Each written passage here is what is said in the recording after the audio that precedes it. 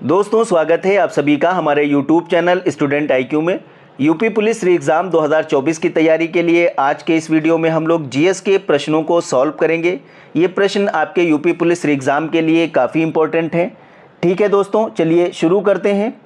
निम्नलिखित में से किसे भारतीय राष्ट्रीय कांग्रेस के अध्यक्ष के रूप में 3 बार चुना गया था? इसमें करेक्ट आंसर है ऑप्शन सी, दादा भाई नौरोजी। दोस्तों, दादा भाई नौरोजी को भारतीय राष्ट्रीय कांग्रेस के अध्यक्ष के रूप में 3 बार चुना गया था। पहली बार इनको 1886 में कलकत्ता अधिवेशन में चुना गया था। दूसरी बार 1893 में लाहौर अधिवेशन में इनका चुनाव हुआ था और तीसरी बार फिर कलकत्ता अधिवेशन में 1906 में दादा भाई नौरोजी को भारतीय राष्ट्रीय कांग्रेस का अध्यक्ष चुना गया था। ठीक है, दादा भाई नौरोजी को grand old man of India के नाम से भी जाना जाता है। आगे बढ़ते हैं। अगला प्रश्न है, भारतीय राष्ट्रीय कांग्रेस के निम्नलिखित नेताओं में से कौन एक उदारवादी नेता के रूप में नहीं जाना जाता है? इसमें करेक्ट आंसर ऑप्शन डी है, बिपिन चंद्र पाल।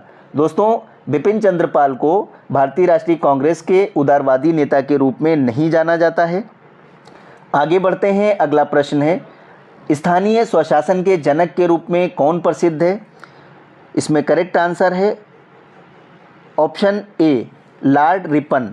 दोस्तों, भारत में ब्रिटिश शासनकाल में लॉर्ड रिपन को भारत में स्थानीय स्वशासन का जनक माना जाता है।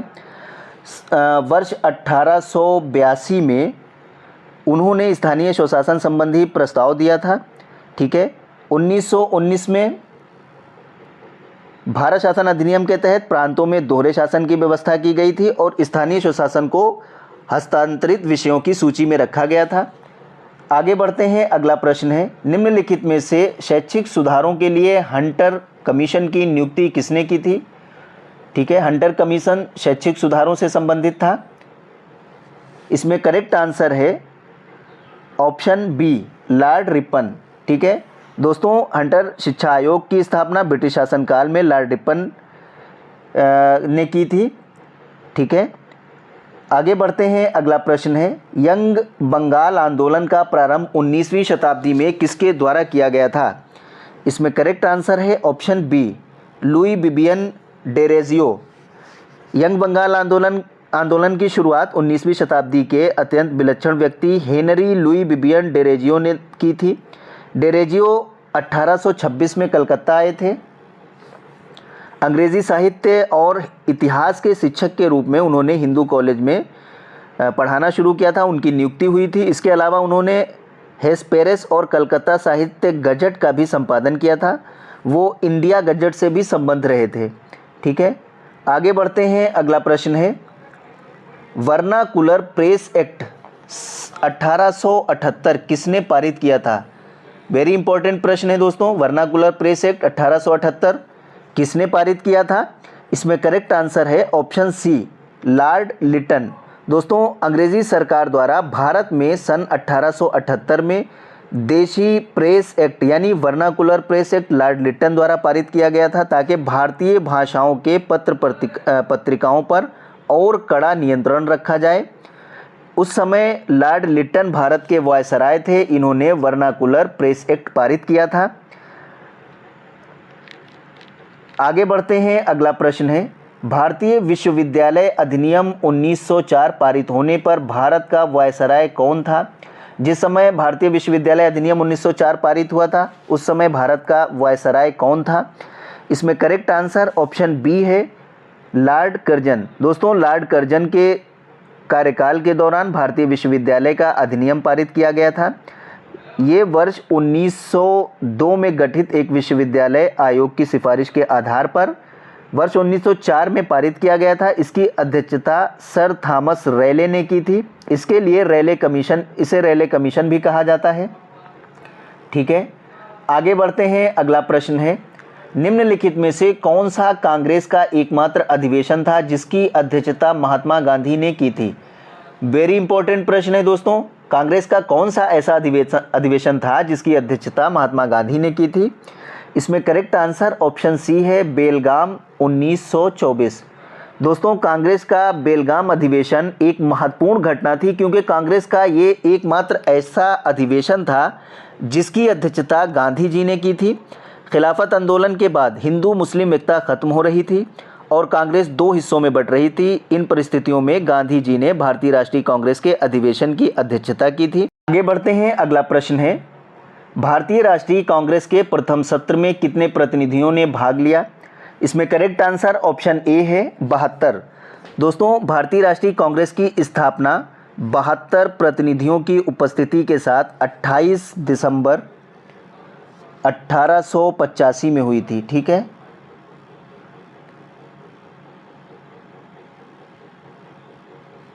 और ये कहाँ हुई थी? बम्बई के गोकुलदास तेजपाल संस्कृत महाविद्यालय में। उस 72 प्रतिनिधियों ने भाग लिया था। 28 दिसंबर 1885 में भारतीय राष्ट्रीय कांग्रेस की स्थापना मुंबई के संस्कृत महाविद्यालय में हुई थी। आगे बढ़ते हैं, अगला प्रश्न है, अंग्रेजी साप्ताहिक न्यू इंडिया की स्थापना किसने की थी? इसमें करेक्ट आंसर है ऑप्शन ए बिपिन चंद्र पाल। दोस्तों, बिपिन चंद्र पाल को क्रांतिकारी विचारों के जनक के रूप में जाना जाता था। उन्होंने 1901 में अंग्रेजी साप्ताहिक न्यू इंडिया की स्थापना की। बिपिन चंद्र पाल ने 1907 में आंध्रा में वंदे मातरम आंदोलन का प्रचार किया था। ठीक है, तो न्यू इंडिया की स्थापना बिपिन चंद्र पाल ने की थी। ये अंग्रेजी साप्ताहिक था। आगे बढ़ते हैं, अगला प्रश्न है, कांग्रेस के प्रसिद्ध त्रिपुरी अधिवेशन की अध्यक्षता किसने की थी? इसमें करेक्ट आंसर है ऑप्शन ए सुभाष चंद्र बोस। दोस्तों, भारतीय राष्ट्रीय कांग्रेस का त्रिपुरी अधिवेशन 1939 में गांधी जी के उम्मीदवार पट्टाभी सितारमैया को हराकर सुभाष चंद्र बोस को त्रिपुरी अधिवेशन में कांग्रेस का अध्यक्ष बनाया गया था। उन्होंने मांग की थी कि कांग्रेस को ब्रिटेन को 6 महीने के अंतिम प्रस्ताव देना चाहिए और उनकी अस्वीकृति की स्थिति में पूर्ण स्वराज के लिए देशव्यापी संघर्ष शुरू करना चाहिए। उनकी चेतावनी और सलाह के अनुसार अध्यक्ष के रूप में उनकी शक्तियों को कम करने की मांग की गई, इसलिए उन्होंने अप्रैल 1939 में इस्तीफा भी दे दिया था। ठीक है, और 1939 में सुभाष चंद्र बोस ने फॉरवर्ड ब्लॉक की स्थापना भी की थी। ठीक है, किसकी स्थापना की थी? Forward block. कब की थी? 1939 में। ठीक है, आगे बढ़ते हैं, अगला प्रश्न है, मुस्लिम लीग के लाहौर अधिवेशन 1940 की अध्यक्षता किसने की थी? इसमें करेक्ट आंसर है ऑप्शन डी M.A. जिन्ना। मोहम्मद अली जिन्ना मुस्लिम लीग का लाहौर अधिवेशन 1940 में हुआ था। ठीक है, इसकी अध्यक्षता मोहम्मद अली जिन्ना ने की थी। आगे बढ़ते हैं, अगला प्रश्न है, वंदे मातरम समाचार पत्र किसने शुरू किया था? इसमें करेक्ट आंसर ऑप्शन बी है अरविंदो घोष। दोस्तों, याद रखेंगे, वंदे मातरम समाचार पत्र अरविंदो घोष ने शुरू किया था और ये इसका प्रकाशन कब हुआ था? 1905 में। ठीक है, अरविंद घोष ने 1905 में अंग्रेजी भाषा के समाचार पत्र वंदे मातरम का प्रकाशन किया था। ये अंग्रेजी भाषा का समाचार पत्र था, ये भी याद कर लेंगे। श्री अरविंदो को एक भारतीय दार्शनिक, योगी, महर्षि और कवि, भारतीय राष्ट्रवादी थे। ठीक है, वो एक पत्रकार भी थे। उन्होंने वंदे मातरम जैसे समाचार पत्र का संपादन किया था। आगे बढ़ते हैं, अगला प्रश्न है, निम्नलिखित में से ब्रिटिश इंडिया एसोसिएशन की स्थापना कब हुई? इसमें करेक्ट आंसर है ऑप्शन ए 1851। दोस्तों, ब्रिटिश इंडिया एसोसिएशन की स्थापना 1851 में कलकत्ता में हुई थी। ठीक है, ब्रिटिश इंडिया एसोसिएशन की स्थापना कलकत्ता में हुई थी। इसके संस्थापक सदस्य राधाकांत देव, अध्यक्ष थे देवेंद्र नाथ टैगोर, महासचिव थे राजेंद्र लाल मित्रा। ठीक है, बॉम्बे एसोसिएशन की स्थापना 1852 में हुई थी, बॉम्बे एसोसिएशन। ठीक है, इसकी स्थापना दादा भाई नौरोजी ने की थी। इंडियन लीग की स्थापना 1875 में हुई थी, इंडियन लीग 1875। इसकी स्थापना जो है शिशिर कुमार घोष ने की थी। इंडियन एसोसिएशन की स्थापना 1876 में हुई थी, ठीक है। और सुरेंद्रनाथ बनर्जी और आनंद मोहन बोस ने इसकी स्थापना की थी। आगे बढ़ते हैं, अगला प्रश्न है, निम्नलिखित में से किसने भारतीय राष्ट्रीय कांग्रेस को सूक्ष्मदर्शी अल्पसंख्यकों की संस्था कहकर उसका उपहास किया था? इसमें करेक्ट आंसर ऑप्शन ए है लॉर्ड डफरिन।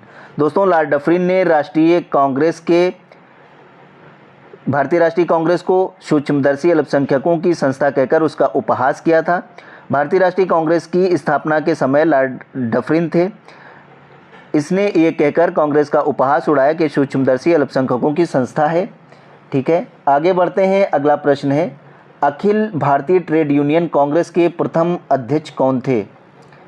इसमें करेक्ट आंसर है option C Lala Lajpat Rai. Akhil Bharatiya trade union Congress के पहले अध्यक्ष लाला लाजपत राय थे। जवाहरलाल नेहरू 3 बार कांग्रेस के अध्यक्ष बने। जवाहरलाल नेहरू 1929 के लाहौर अधिवेशन के अध्यक्ष थे। इस अधिवेशन में पूर्ण स्वराज की मांग की गई थी, ठीक है। और सरदार वल्लभ भाई पटेल बारदोली आंदोलन से जुड़े थे। उन्हें भारत का बिस्मार्क भी कहा जाता है, ठीक है। और आगे बढ़ते हैं, अगला प्रश्न है, निम्नलिखित में से सीमांत गांधी खान अब्दुल गफ्फार ने किस आंदोलन में सक्रिय रूप से भाग लिया था? इसमें करेक्ट आंसर ऑप्शन ए है सविनय अवज्ञा आंदोलन। दोस्तों, खान अब्दुल गफ्फार एक राजनीतिक और आध्यात्मिक नेता थे। अपने अहिंसक विरोध और आजीवन शांतिवादी और धर्मनिष्ठ मुस्लिम के रूप में पहचाने जाते थे। खान अब्दुल गफ्फार खान ने उत्तर पश्चिम सीमांत प्रांत से सविनय अवज्ञा आंदोलन में सक्रिय रूप से भाग लिया था, ठीक है। आगे बढ़ते हैं, अगला प्रश्न है, खुदीराम बोस और प्रफुल्ल चाकी को किस मामले में गिरफ्तार किया गया था? प्रफुल्ल चाकी और खुदीराम बोस को किस मामले में गिरफ्तार किया गया था? इसमें करेक्ट आंसर है ऑप्शन सी मुजफ्फरपुर बम कांड। दोस्तों, मुजफ्फरपुर बम कांड में खुदीराम बोस और प्रफुल्ल चाकी को गिरफ्तार किया गया था, ठीक है। लाहौर षड्यंत्र केस ये हुआ था 1928 में।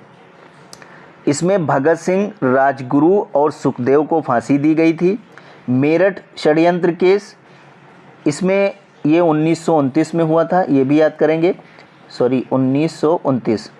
इसमें जो है कुछ कम्युनिस्ट नेताओं जैसे मुजफ्फर अहमद, एस डांगे, शौकत उस्मानी, नलिनी गुप्ता को गिरफ्तार किया गया था। और अलीपुर षड्यंत्र केस ये 1908 में हुआ था।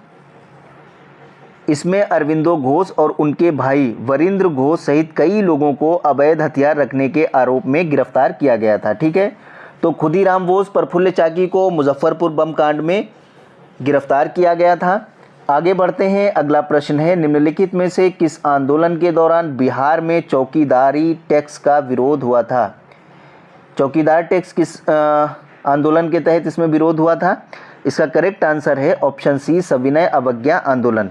दोस्तों, सविनय अवज्ञा आंदोलन के दौरान बिहार में चौकीदारी टैक्स का विरोध हुआ था और लोगों ने चौकीदारी टैक्स न देने का फैसला किया था।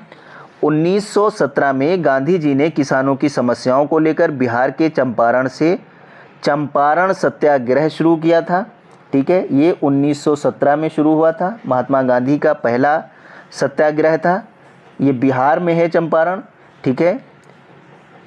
चंपारण सत्याग्रह भारत में गांधी जी द्वारा चलाया गया पहला आंदोलन था, ठीक है। गांधी जी ने 1920 में असहयोग आंदोलन शुरू किया था,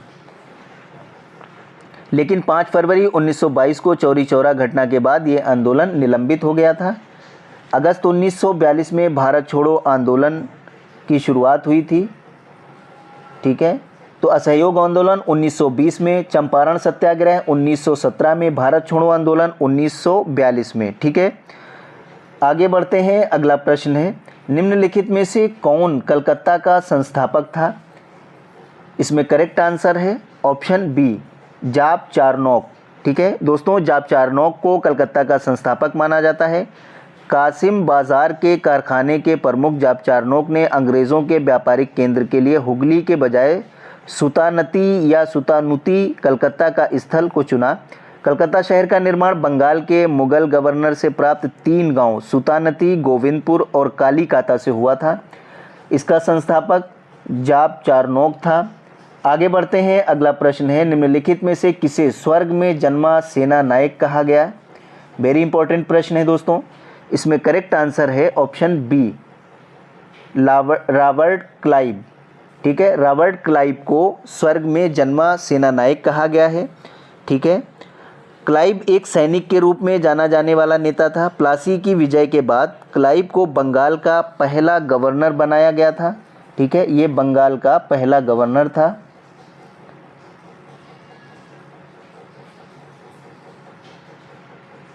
बक्सर की विजय के बाद उन्हें फिर से गवर्नर के रूप में बंगाल भेजा गया था।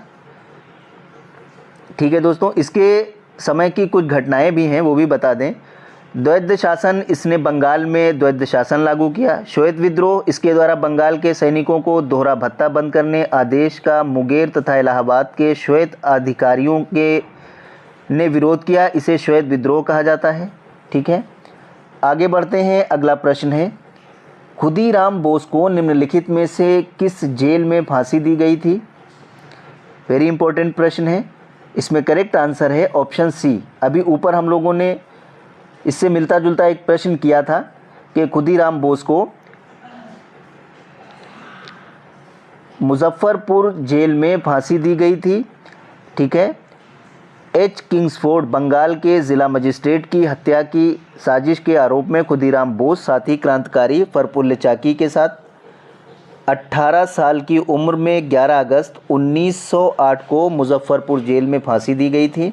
ठीक है, कब दी गई थी? 1908 में। इस घटना को मुजफ्फरपुर षड्यंत्र के नाम से भी जाना जाता है। आगे बढ़ते हैं। अगला प्रश्न है, गांधी इरविन समझौते पर हस्ताक्षर किए गए थे। इसमें करेक्ट आंसर ऑप्शन डी है, 5 मार्च 1931। दोस्तों, गांधी इरविन समझौता एक राजनीतिक समझौता था जिस पर 5 मार्च 1931 को लंदन में दूसरे गोलमेज सम्मेलन से पहले महात्मा गांधी और भारत के तत्कालीन वायसराय लॉर्ड इरविन द्वारा हस्ताक्षर किए गए थे। आगे बढ़ते हैं। अगला प्रश्न है, निम्नलिखित में से कौन सी लड़ाई भारत में एंग्लो फ्रांसीसी प्रतिद्वंद्विता में निर्णायक साबित हुई थी? इसमें करेक्ट आंसर ऑप्शन बी है, बांडीवाच का युद्ध। दोस्तों, बांडीवाच का युद्ध 22 जनवरी 1760 में लड़ा गया था। ये युद्ध ईस्ट इंडिया कंपनी और फ्रांसीसी सेना के बीच हुआ था। ठीक है, ईस्ट इंडिया कंपनी और फ्रांसीसी सेना के बीच ये युद्ध हुआ था। ये युद्ध एक निर्णायक युद्ध था। ये युद्ध आज के वर्तमान समय के तमिलनाडु राज्य के बांडीवाच नामक स्थान पर हुआ था। ठीक है, बांडीवाच तमिलनाडु में है। ये युद्ध एक सप्तवर्षीय युद्ध था। फ्रांसीसियों की इस युद्ध में पराजय होने की वजह से उन्हें पांडिचेरी ईस्ट इंडिया कंपनी को देनी पड़ी। इस युद्ध में फ्रांसीसियों की पराजय की वजह से फ्रांसीसियों की राजनीतिक शक्ति भी खत्म हो गई थी। आगे बढ़ते हैं। अगला प्रश्न है, निम्नलिखित में से कौन व्यक्ति चटगांव शस्त्रागार छापे से जुड़ा था? इसमें करेक्ट आंसर ऑप्शन बी है, अर्धेंदु दस्तीदार। दोस्तों, अर्धेंदु दस्तीदार का संबंध चटगांव शस्त्रागार छापे से था। 18 अप्रैल 1930 को भारत के महान क्रांतिकारी सूर्यसेन के नेतृत्व में सशस्त्र भारतीय स्वतंत्रता सेनानियों ने चटगांव, अब बांग्लादेश में है, चटगांव बांग्लादेश में है। ठीक है, पुलिस और सहायक बलों के शस्त्रागार पर हमला कर दिया था और उन्हें लूट लिया था। इस घटना को चटगांव विद्रोह भी कहा जाता है। ठीक है, आगे बढ़ते हैं। अगला प्रश्न है, निम्नलिखित में से किस वंश के शासनकाल में नालंदा और विक्रमशिला विश्वविद्यालय की स्थापना की गई? वेरी इंपॉर्टेंट प्रश्न है दोस्तों। किस वंश के शासनकाल में नालंदा विक्रमशिला विश्वविद्यालय की स्थापना की गई? इसमें करेक्ट आंसर है ऑप्शन बी, पाल। दोस्तों, पाल वंश के दौरान नालंदा और विक्रमशिला विश्वविद्यालय की स्थापना की गई। विक्रमशिला विश्वविद्यालय बिहार राज्य के भागलपुर ज़िले में स्थित शिक्षा का एक प्राचीन केंद्र था। विक्रमशिला के महावीर की स्थापना राजा धर्मपाल ने की थी। आचार्य दीपाशंकर श्री ज्ञान विक्रमशिला विश्वविद्यालय के प्रमुख थे। ठीक है, वो हीनयान, महायान, वैशेषिक, तर्कशास्त्री और तिब्बती बौद्ध धर्म के महान लेखक थे।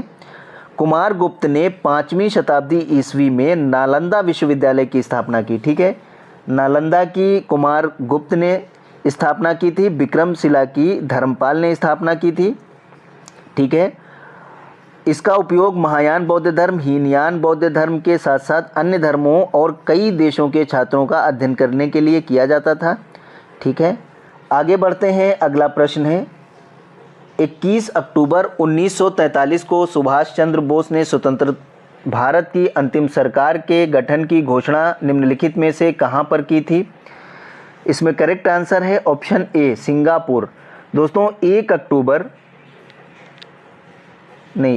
अक्टूबर 1943 को सुभाष चंद्र बोस ने सिंगापुर में स्वतंत्र भारत की अस्थायी सरकार बनाई, जिसे आरजी हुकूमत आज़ाद हिंद कहा गया है। इस सरकार के गठन के बाद उन्होंने पुनः नए सिरे से आज़ाद हिंद फौज की स्थापना की। आईएनए का गठन सबसे पहले मोहन सिंह और जापानी मेजर इवाइची फुजिवारा ने किया था। ठीक है, आगे बढ़ते हैं। अगला प्रश्न है, भारत का राष्ट्रगान जन गण मन पहली बार भारतीय राष्ट्रीय कांग्रेस के किस सत्र में गाया गया था? पहली बार जनगण मन कब गाया गया था? इसमें करेक्ट आंसर है ऑप्शन ए, कलकत्ता। दोस्तों जनगण मन पहली बार 27 दिसंबर 1911 को भारतीय राष्ट्रीय कांग्रेस के कलकत्ता अधिवेशन में गाया गया था। जन गण मन को रविंद्रनाथ टैगोर ने बंगाली भाषा में लिखा है। संविधान सभा ने 24 जनवरी 1950 को जनगण मन को भारत के राष्ट्रगान के रूप में अपनाया। बंकिम चंद्र चट्टोपाध्याय ने भारत के राष्ट्रीय गीत वंदे मातरम की रचना की है। आगे बढ़ते हैं। अगला प्रश्न है, 1906 में कलकत्ता में आयोजित कांग्रेस अधिवेशन की अध्यक्षता निम्नलिखित में से कौन था? अध्यक्ष कौन था 1906 में? इसमें करेक्ट आंसर है ऑप्शन बी, दादा भाई नौरोजी। दोस्तों 1906 में कलकत्ता अधिवेशन की अध्यक्षता दादा भाई नौरोजी ने की थी। इस अधिवेशन में नरम दल और गरम दल के बीच मतभेद उभर कर सामने आया था। इन मतभेदों की वजह से 1907 में जो सूरत अधिवेशन हुआ था, सूरत अधिवेशन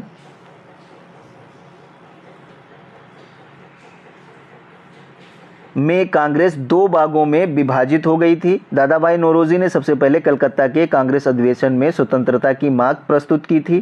ठीक है, आगे बढ़ते हैं। अगला प्रश्न है, असहयोग आंदोलन किस कांग्रेस अधिवेशन में अपनाया गया था? इसमें करेक्ट आंसर है ऑप्शन बी, नागपुर अधिवेशन 1920। दोस्तों 1920 में भारतीय राष्ट्रीय कांग्रेस के नागपुर अधिवेशन में असहयोग के कार्यक्रम को मंजूरी दी गई थी। कांग्रेस का काम रोजमर्रा के कामकाज की देखभाल करना था। इस अधिवेशन के अध्यक्ष सी विजया राघवाचार्य थे और गांधी जी के नेतृत्व में असहयोग आंदोलन 1 अगस्त 1920 में शुरू किया गया था। ठीक है, असहयोग आंदोलन 1 अगस्त 1920 में शुरू हुआ था। 1 अगस्त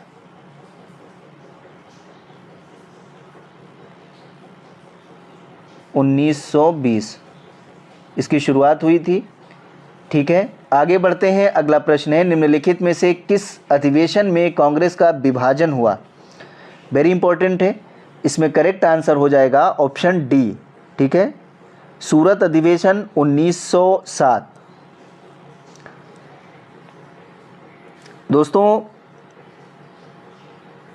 सूरत अधिवेशन में कांग्रेस का विभाजन हुआ था। सूरत अधिवेशन 1907 में गुजरात में ताप्ती नदी के तट पर हुआ था। गरम दल पहले लोकमान्य तिलक को और बाद में लाला लाजपत राय को सूरत कांग्रेस का अध्यक्ष बनाना चाहता था, लेकिन गरम दल ने रास बिहारी घोष को अधिवेशन का अध्यक्ष बना दिया। सूरत विभाजन के बाद गरम दल के नेतृत्व तिलक, लाला लाजपत राय, बिपिन चंद्र पाल ने किया। नरम दल का नेतृत्व गोपाल कृष्ण गोखले ने किया था। 1916 में कांग्रेस के लखनऊ अधिवेशन में दोनों दलों को पुनः विलय किया गया था। ठीक है, 1916 में अधिवेशन हुआ था लखनऊ में, इसमें दोनों दलों को फिर आपस में इन दोनों दलों का विलय हो गया था। आगे बढ़ते हैं। अगला प्रश्न है, निम्नलिखित में से किस कांग्रेस अधिवेशन में पूर्ण स्वराज की मांग को अपनाया गया था? वेरी इंपॉर्टेंट प्रश्न है दोस्तों। इसमें करेक्ट आंसर है ऑप्शन डी, लाहौर अधिवेशन। दोस्तों 1929 में लाहौर अधिवेशन में पूर्ण स्वराज की मांग स्वीकार कर ली गई थी।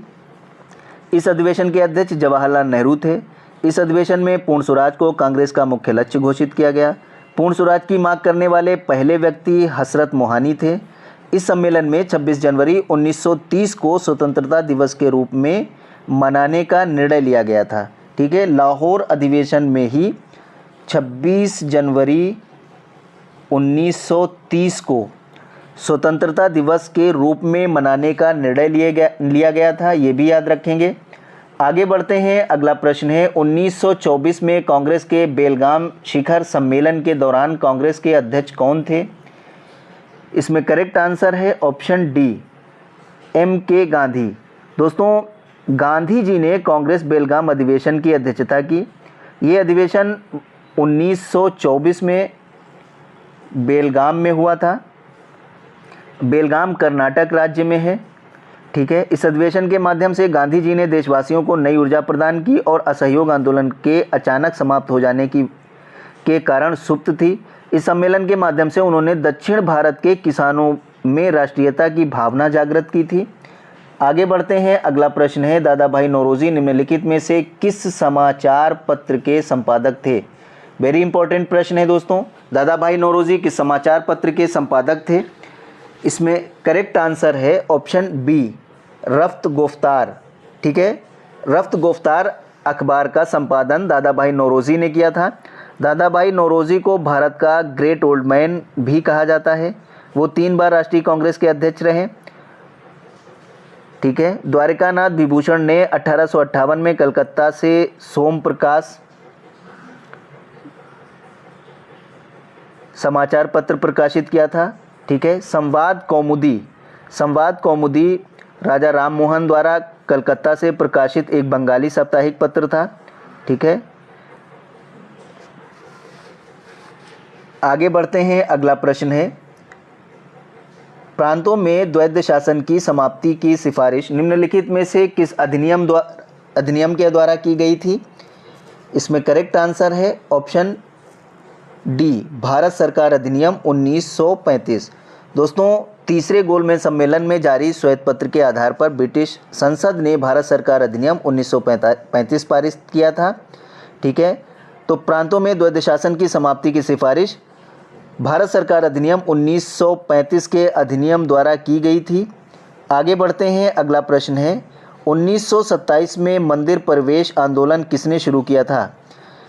वेरी इंपॉर्टेंट है, इसको याद कर लेंगे। मंदिर प्रवेश आंदोलन किसने शुरू किया था? इसमें करेक्ट आंसर ऑप्शन सी है, B.R. अम्बेडकर।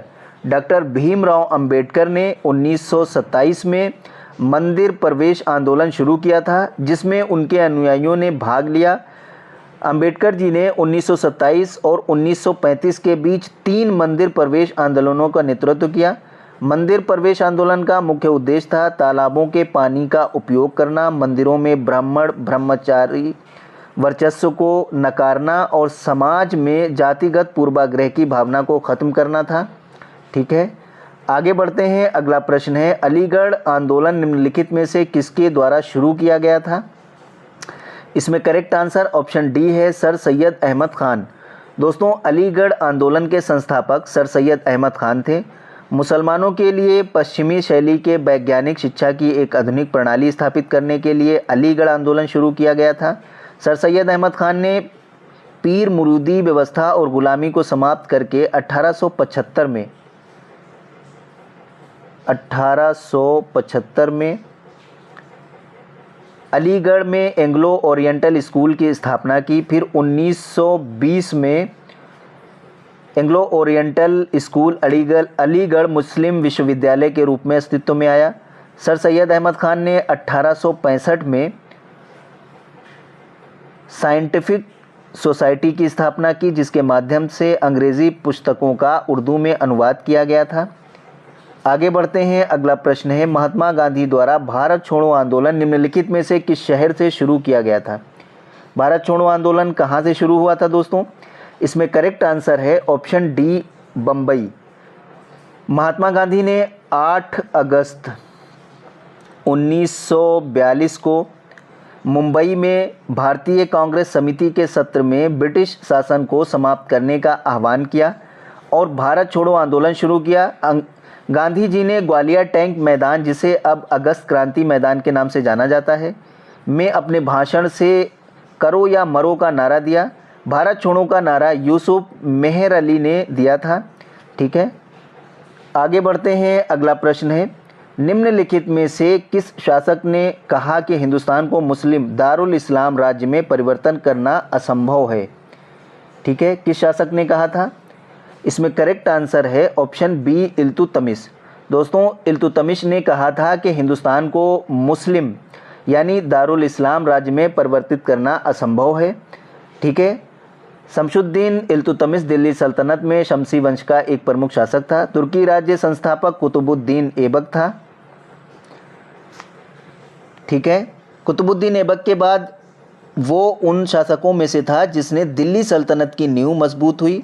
वो ऐबक का दामाद भी था। उसने 1211 ईस्वी से 1236 ईस्वी तक शासन किया था। ठीक है, इल्तुतमिश ने 1211 से 1236 तक शासन किया था। आगे बढ़ते हैं। अगला प्रश्न है, दिल्ली सल्तनत का एकमात्र सुल्तान जिसने स्वयं को खलीफा घोषित किया, कौन सा ऐसा सुल्तान था दिल्ली सल्तनत में जिसने खुद को खलीफा घोषित किया था? दोस्तों, इसमें करेक्ट आंसर है ऑप्शन सी, कुतुबुद्दीन मुबारक खिलजी। कुतुबुद्दीन मुबारक खिलजी दिल्ली सल्तनत का एकमात्र ऐसा सुल्तान था जिसने खुद को खलीफा घोषित किया था। ठीक है, कुतुबुद्दीन मुबारक शाह, जिसे मुबारक खान भी कहा जाता है, वो अलाउद्दीन का बेटा था। ठीक है, आगे बढ़ते हैं। अगला प्रश्न है, मध्यकालीन भारतीय इतिहास में निम्नलिखित में से चौधरी कौन होता था? वेरी इंपॉर्टेंट प्रश्न है दोस्तों। इसमें ऑप्शन ए करेक्ट आंसर हो जाएगा। 100 गांवों का प्रमुख अधिकारी मध्यकालीन भारतीय इतिहास में 100 गांव का प्रमुख अधिकारी चौधरी होता था। ठीक है, जिसे खुद मुकद्दम या चौधरी कहा जाता था। उसकी सहायता के लिए एक पटवारी होता था। मुगल काल में पटवारी को राजस्व का 1% दस्तूरी कमीशन के रूप में दिया जाता था। ठीक है, आगे बढ़ते हैं। अगला प्रश्न है, भारत में पहली तुर्की मस्जिद निम्नलिखित में से कौन सी है? भारत में पहली तुर्की मस्जिद कौन सी है? ऑप्शन ए है जामा मस्जिद, बी कुव्वतुल इस्लाम मस्जिद, सी 2.5 दिन का झोपड़ा, D Qutub Minar. Very important प्रश्न है, भारत में पहली तुर्की मस्जिद। दोस्तों, इसका करेक्ट आंसर है ऑप्शन बी, कुव्वतुल इस्लाम मस्जिद। ठीक है, भारत में पहली तुर्की मस्जिद कुव्वतुल इस्लाम है। कुव्वतुल इस्लाम अपनी विजय स्तंभ के लिए जाना जाता है, जो भारत की मुस्लिम विजय का जश्न मनाता है। ये निर्णय और अलंकरण के सिद्धांतों पर निर्मित एक जटिल रूप से रूपांतरित की गई संरचना है, जो इस्लामी वास्तुकला की एक और विशेषता थी। दोस्तों, कुव्वतुल इस्लाम मस्जिद दिल्ली की सबसे प्राचीन मस्जिद है। ये कहाँ है? दिल्ली में है, ये भी याद कर लेंगे। और ये दिल्ली की सबसे प्राचीन मस्जिद है। ये मस्जिद कुतुब मीनार के पास है। इतिहास के अनुसार इसका निर्माण 1192 में गुलाम वंश के पहले शासक कुतुबुद्दीन ऐबक ने करवाया था। ठीक है, 1911 में गुलाम वंश के शासक कुतुबुद्दीन ऐबक ने करवाया था। ठीक है,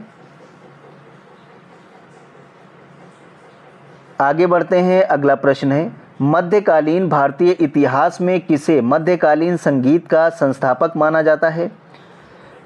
ऑप्शन ए शारंगदेव, बी अमीर खुसरो, सी महमूद गवां, डी पीर बोधन। इसमें करेक्ट आंसर है ऑप्शन बी, अमीर खुसरो। दोस्तों, मध्यकालीन भारतीय इतिहास में अमीर खुसरो को संगीत का संस्थापक माना जाता था। ठीक है, ये 14वीं सदी के लगभग दिल्ली के निकट रहने वाले एक प्रमुख कवि, शायर, गायक और संगीतकार थे। उनका परिवार कई पीढ़ियों से राज दरबार से संबंधित था। स्वयं अमीर खुसरो ने 8 सुल्तानों का शासनकाल देखा था। ठीक है, इन्होंने कितने? 8 सुल्तानों का शासनकाल देखा था।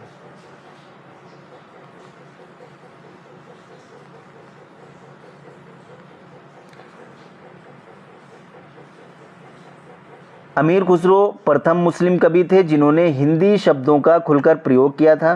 वो पहले व्यक्ति थे जिन्होंने हिंदी, हिंदवी और फारसी में एक साथ लिखा। उन्हें खड़ी बोली के आविष्कार का श्रेय भी दिया जाता है। आगे बढ़ते हैं, अगला प्रश्न है, बांग्ला साहित्य प्रथम रचना निम्नलिखित में से कौन सी है? इसमें करेक्ट आंसर है ऑप्शन सी, चार्यापद। दोस्तों, बंगाली साहित्य बंगाली भाषा में लेखन के समूह को दर्शाता है जो समय के साथ परिवर्तनों और वंशवादी संरक्षण या गैर संरक्षण के साथ पुराने बंगाली, मध्य बंगाली और आधुनिक बंगाली को कवर करता है। दोस्तों, बंगाली का विकास लगभग 1300 वर्षों के दौरान हुआ। बंगाली साहित्य में सबसे प्राचीन कृति बौद्ध साहित्य का संग्रह है, उसका नाम है चार्यापद। ठीक है, ये क्या है? ये बौद्ध साहित्य की प्राचीन कृति है, बौद्ध साहित्य। ठीक है, आगे बढ़ते हैं, अगला प्रश्न है, गुलरुखी उपनाम से कौन सा शासक फारसी में कविताएं लिखा करता था? वेरी इंपॉर्टेंट प्रश्न है। इसमें करेक्ट आंसर हो जाएगा ऑप्शन डी, सिकंदर लोदी। दोस्तों, सिकंदर लोदी मुख्य रूप से अपनी साहित्यिक गतिविधियों के बजाय अपने प्रशासनिक और सैन्य कौशल के लिए जाने जाते थे। उन्होंने भारत में लोदी वंश के विकास में योगदान दिया। वास्तुकला और बुनियादी ढांचे के क्षेत्र में उल्लेखनीय प्रगति की। उसने यानी सिकंदर लोदी ने गुरुमुखी उपनाम से फारसी कविताएं लिखी थीं। आगे बढ़ते हैं, अगला प्रश्न है, अटाला मस्जिद का निर्माण किस शासक ने करवाया था? Option A, Ibrahim Sharqi, B, Ibrahim Lodi, C, Mohammad Shah, D, Dilawar Khan. इसमें करेक्ट आंसर है ऑप्शन ए, इब्राहिम शर्की। सन 1408 ईस्वी में इब्राहिम शाह शर्की ने इस मस्जिद का निर्माण कराया था, जो जौनपुर में अन्य मस्जिदों के निर्माण के लिए आदर्श मानी गई है। अटाला मस्जिद की ऊंचाई 100 फीट से ज़्यादा है। ठीक है, इसका निर्माण इब्राहिम शर्की ने करवाया था। आगे बढ़ते हैं, अगला प्रश्न है, गुजरात के किस शासक को ज़रबख्श की उपाधि दी गई थी? ऑप्शन ए, कर्ण सिंह को, बी, अहमद शाह को, सी, अलाउद्दीन खिलजी को, डी, महमूद बेगड़ा को। वेरी इंपॉर्टेंट प्रश्न है। इसमें ऑप्शन डी करेक्ट आंसर है, महमूद बेगड़ा को। दोस्तों, महमूद बेगड़ा को ज़रबख्श की उपाधि दी गई थी। महमूद बेगड़ा गुजरात का छठा सुल्तान था। वो 13 वर्ष की उम्र में गद्दी पर बैठा, 52 वर्ष की उम्र तक सफलतापूर्वक राज्य करता रहा। महमूद को बेगड़ा की उपाधि गिरनार, जूनागढ़ और चंपानेर के ज़िले को जीतने के बाद मिली थी। ठीक है, आगे बढ़ते हैं, अगला प्रश्न है, निम्नलिखित में से साहित्यकारों ने किसे 3 समुद्रों का स्वामी कहा? ठीक है, किसे 3 समुद्रों का स्वामी कहा गया है दोस्तों? ऑप्शन ए, हरिहर प्रथम, बी, बुक्का प्रथम, सी, हरिहर द्वितीय, डी, उपर्युक्त में से कोई नहीं। इसमें करेक्ट आंसर है ऑप्शन बी, बुक्का प्रथम। दोस्तों, बुक्का प्रथम अपने भाई की मृत्यु के बाद 1356 ईस्वी में विजयनगर साम्राज्य का शासक बना। इसने वेद मार्ग प्रतिष्ठापक की उपाधि धारण की, परंतु महाराज की पदवी इसने धारण नहीं की। इसकी पुत्र बधू गंगा देवी ने मदुरै विजयम नामक पुस्तक लिखी। साहित्यकारों ने इसे 3 समुद्रों का स्वामी कहा। ठीक है, तो प्रथम बुक्का प्रथम को साहित्यकारों ने 3 समुद्रों का स्वामी कहा है। ठीक है दोस्तों, मिलते हैं अगली वीडियो में। जो लोग हमारे YouTube चैनल पर नए हैं, हमारे YouTube चैनल को सब्सक्राइब कर लें, बेल आइकन ज़रूर प्रेस कर दें ताकि हमारी आने वाली अगली वीडियो का नोटिफिकेशन आपको सबसे पहले मिल सके। दोस्तों, वीडियो को लाइक और शेयर ज़रूर कर दें। Thank you.